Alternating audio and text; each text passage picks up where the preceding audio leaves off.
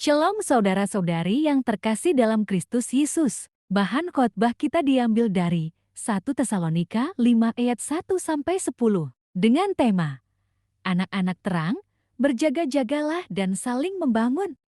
Latar belakang surat 1 Tesalonika 5. Surat 1 Tesalonika 5 merupakan salah satu surat yang termasuk dalam perjanjian baru di dalam Alkitab Kristen. Surat ini ditujukan kepada jemaat di Tesalonika, sebuah kota di Yunani, yang merupakan salah satu gereja pertama yang didirikan oleh Rasul Paulus. Surat ini merupakan bagian dari korespondensi Paulus dengan jemaat di Tesalonika, yang juga terdiri dari surat 1 Tesalonika lainnya. Penulis surat 1 Tesalonika 5.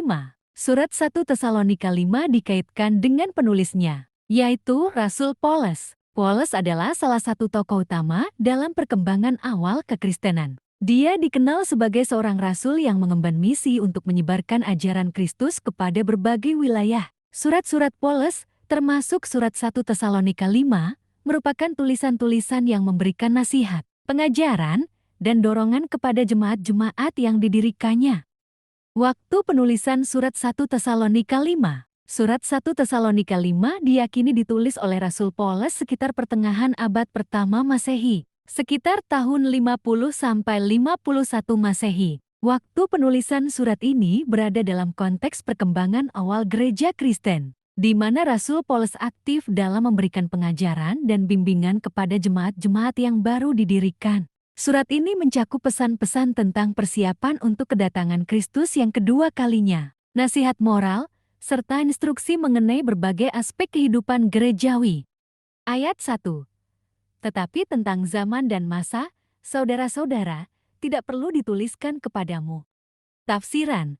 Rasul Paulus memulai dengan menyapa jemaat Tesalonika, menyebut mereka sebagai saudara-saudara. Ia mengakui bahwa tidak perlu menulis kepada mereka mengenai waktu dan masa tertentu. Kemungkinan merujuk pada waktu kembali Kristus atau hari Tuhan.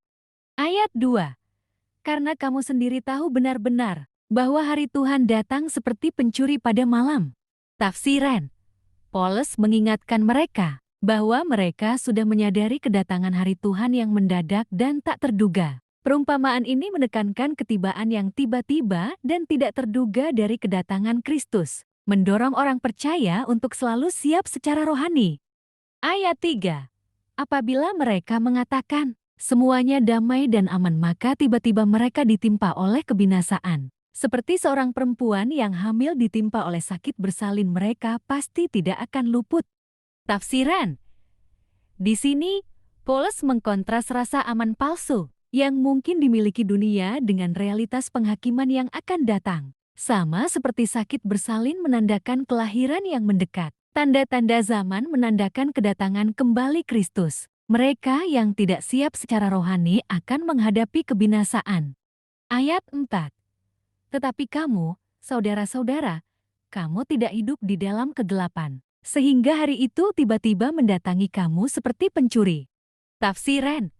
Paulus meyakinkan jemaat bahwa mereka tidak sadar atau buta rohani tentang hari Tuhan yang akan datang. Sebagai anak-anak terang, mereka telah diberkati oleh kebenaran Injil, dan oleh karena itu mampu membedakan tanda-tanda zaman dan mempersiapkan diri. Ayat 5. Karena kamu semua adalah anak-anak terang dan anak-anak siang. Kita bukanlah orang-orang malam atau orang-orang kegelapan. Tafsiran. Di sini, Paulus menekankan identitas mereka sebagai anak-anak terang. Metafora ini menandakan transformasi spiritual mereka dari kegelapan ke terang melalui iman mereka kepada Kristus. Oleh karena itu, mereka dipanggil untuk hidup dalam terang, berjalan dalam kebenaran dan kejujuran, bukan dalam kegelapan dan dosa. Ayat 6. Sebab itu baiklah jangan kita tidur seperti orang-orang lain, tetapi berjaga-jaga dan sadar. Tafsiran. Paulus mendorong jemaat untuk tetap waspada secara rohani dan sadar. Tidak seperti orang-orang yang tidur secara rohani atau tidak sadar. Panggilan ini untuk kewaspadaan menekankan perlunya kesiagaan dan kesiapan dalam menghadapi kedatangan Kristus yang mendekat. Ayat 7. Sebab mereka yang tidur waktu malam dan mereka yang mabuk waktu malam. Ayat ini mengkontras perilaku orang-orang yang tidur rohani. atau mabuk dengan perilaku orang percaya yang terjaga dan sadar secara rohani. Metafora malah melambangkan kegelapan dan ketidaktahuan rohani, sedangkan metafora siang melambangkan terang dan kesadaran rohani. Ayat 8. Tetapi kita, yang adalah orang-orang siang, baiklah kita sadar, berbaju zirahkan iman dan kasih, dan berketopongkan pengharapan keselamatan.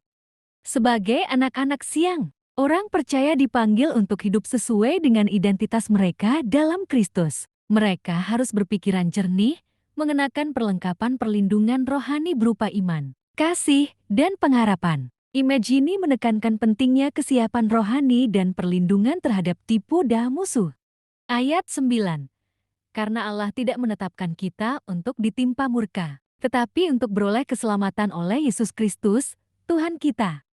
Di sini, Paulus meyakinkan jemaat tentang tujuan akhir mereka dalam Kristus. Mereka telah dipilih oleh Allah bukan untuk penghakiman atau murka, tetapi untuk keselamatan melalui iman kepada Yesus Kristus. Kebenaran ini memberikan penghiburan dan jaminan kepada orang percaya, memotivasi mereka untuk hidup dengan setia dan taat.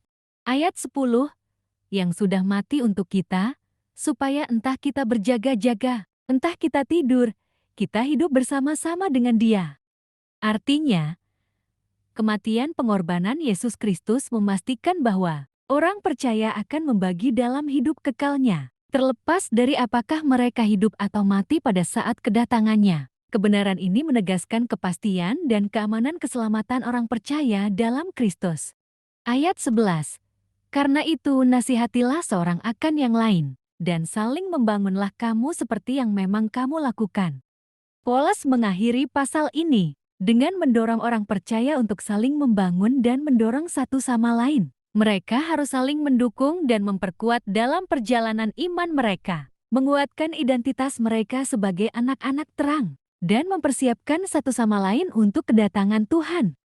Secara keseluruhan, 1 Tesalonika 5 ayat 1-11 menekankan pentingnya kewaspadaan rohani dan persiapan di antara orang percaya dalam antisipasi kedatangan Kristus. Sebagai anak-anak terang, mereka dipanggil untuk hidup sesuai dengan identitas mereka dalam Kristus. Tetap terjaga, berpikiran jernih, dan sadar secara rohani. Pasal ini juga menyoroti jaminan keselamatan orang percaya melalui Yesus Kristus dan pentingnya membangun dan mendorong satu sama lain dalam tubuh Kristus. Jemaat yang terkasih, mari kita sebagai anak-anak terang, terus berjaga-jaga dan mempersiapkan diri untuk kedatangan Tuhan yang mendekat. Kita tidak termasuk dalam kegelapan, tetapi kita adalah pewaris keselamatan yang telah dijanjikan oleh Yesus Kristus. Dalam kesiagaan dan keberanian kita, mari kita saling membangun dan mendorong satu sama lain, memperkuat iman dan kesetiaan kita, sehingga saat Tuhan datang, kita siap menyambutnya dengan sukacita dan penuh harapan.